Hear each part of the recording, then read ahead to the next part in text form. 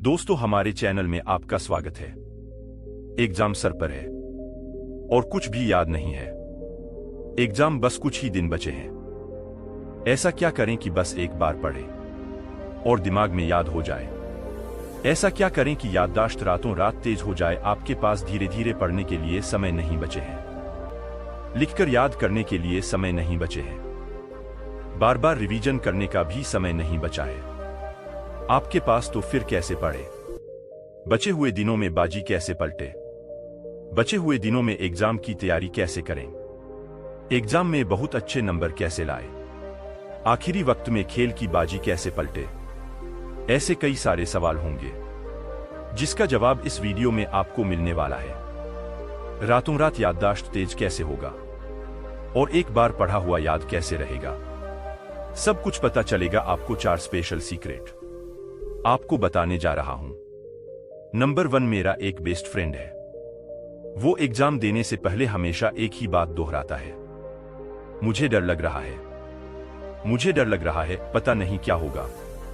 और अंत में इसका रिजल्ट हमेशा खराब ही आता है। उसका रिजल्ट इसलिए खराब नहीं आता कि उसने तैयारी अच्छे से नहीं की थी, बल्कि उसका रिजल्ट इसलिए खराब जाता है क्योंकि उसके मन में पहले से ही रिजल्ट खराब आने का डर बैठ चुका था।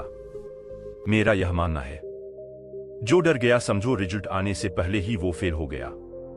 दोस्त, एग्जाम दिए नहीं हो, रिजल्ट आया नहीं है, तो भविष्यवाणी करके पहले से ही नेगेटिव क्यों होना? भविष्यवाणी करने वालों को भी खुद के भविष्य का पता नहीं होता। आपका भविष्य तो आपके हाथों में है। B positive. पॉजिटिव रहने से क्या होगा? पॉजिटिव रहने से कम आपकी हिम्मत तो बढ़ेगी। दोस्तों, दिमाग अच्छे से काम तो करेगा। नेगेटिव रहने से हिम्मत टूट जाती है। दिमाग काम अच्छे से नहीं करता, यह अलग से नुकसान होता है। जिस तरह रेस में थके हुए खिलाड़ी को हराना बहुत आसान होता है, उसी तरह एग्जाम में या लाइफ में कहीं पर भी डरे हुए इंसान को और ज्यादा डराना बहुत आसान होता है। डरा हुआ स्टूडेंट ना तो अच्छे से पढ़ पाता है और ना ही उसके नंबर अच्छे आते हैं। लेकिन जो हमेशा बिंदास और खुश रहता है, वो कम मेहनत में भी अच्छा नंबर ला लेता है। कुछ स्टूडेंट अभी सोच रहे होंगे, अरे ये सब तो ठीक है सर, पढ़ने का याद करने का तरीका तो बताओ। तो मेरे प्यारे दोस्तों, अब सुनो और ध्यान से समझो। यहां से हर एक पॉइंट बहुत ही जरूरी होने वाला है, तो थोड़ा सा भी स्किप मत करना। भले ही वीडियो की स्पीड को बढ़ाकर देख लेना, क्योंकि याददाश्त तेज करने का तरीका अगले पॉइंट से शुरू होने वाला है। नंबर 2, गहरी नींद से याददाश्त को विकसित करें। उठते ही पढ़े और एक बार में सब कुछ याद होगा। इंसानों की नींद को लेकर बहुत सारे रिसर्च हुए हैं। जब मैं एक बुक पढ़ा, आपके अवचेतन मन की शक्ति, तो उसमें काफी सारे वैज्ञानिकों ने बताया है कि नींद की कमी याददाश्त को कमजोर बनाती है। जब हम सोए रहते हैं तब भी हमारा ब्रेन, मन, बॉडी के पार्ट्स काम करते रहते हैं, जैसे आप खुद अनुभव कर सकते हैं। जैसे हम रात में खाए रहते हैं, उसके बावजूद सोते हुए भी वो पच जाता है।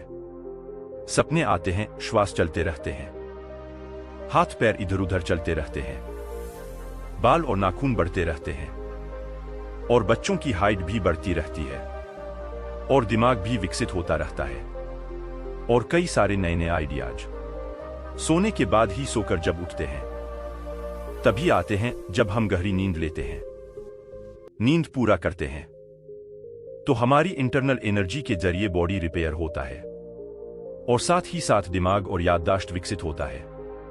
इसलिए सुबह उठते ही अगर हम कुछ पढ़े लिखे तो वह लंबे समय के लिए दिमाग में बैठ जाता है। जब नींद की कमी होती है तो बॉडी खुद को रिपेयर नहीं कर पाता है और ना ही दिमाग का विकास होता है, बल्कि कई लोगों में नींद की कमी के कारण चिड़चिड़ाहट, गुस्सा, याददाश्त की कमजोरी बढ़ जाती है।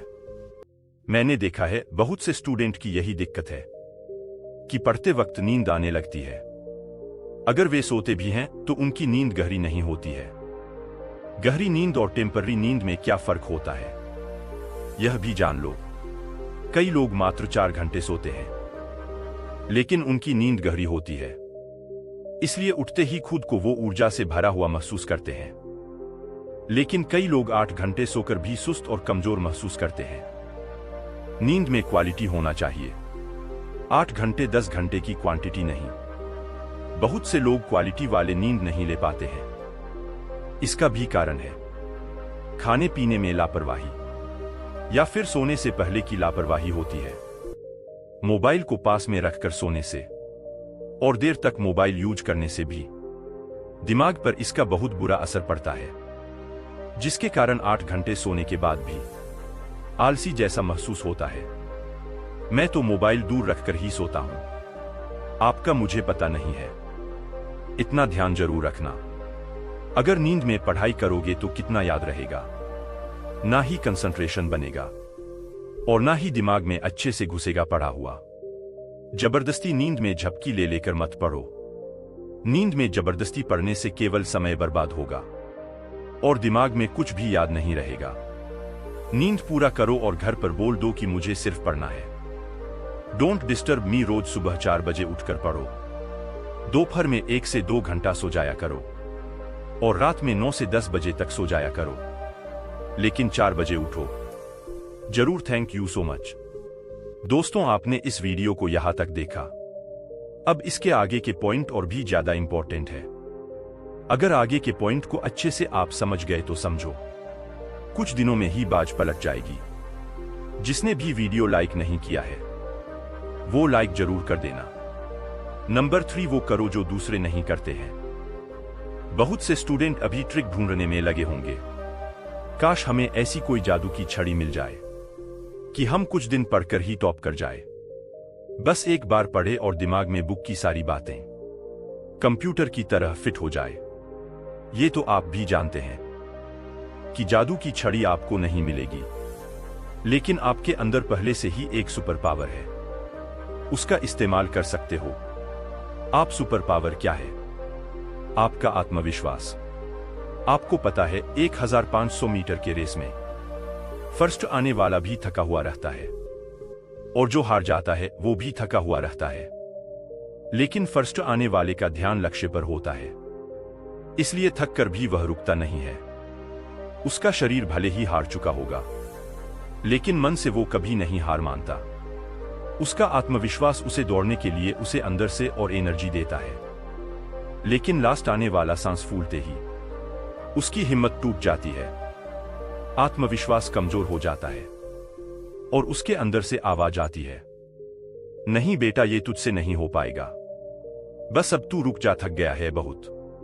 दोस्तों, मैं आपको यह बताना चाहता हूं कि अधिकतर स्टूडेंट का सांस कुछ देर पढ़कर फूल जाता है और कोर्स पूरा किए बगैर ही थक कर हार कर रुक जाते हैं। वो मन से हार जाते हैं, लेकिन तुम्हें ना तो रुकना है और ना ही थकना है। चाहे बाकी लोग कैसे भी पढ़ रहे हो, आपको अपने आत्मविश्वास से पढ़ना है। कोई ट्रिक मत ढूंढो जो सिलेबस में आता है। उन सभी इंपॉर्टेंट क्वेश्चन को पढ़ डालो। रिजल्ट के बारे में मत सोचो। जल्दी से कोर्स खत्म कैसे होगा ये भी मत सोचो।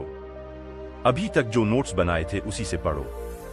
अभी तक जो इंपॉर्टेंट क्वेश्चन पढ़ने के लिए आप टिक लगाए थे बस उतना ही पढ़ो, उसे ही बार बार रिवीजन करो।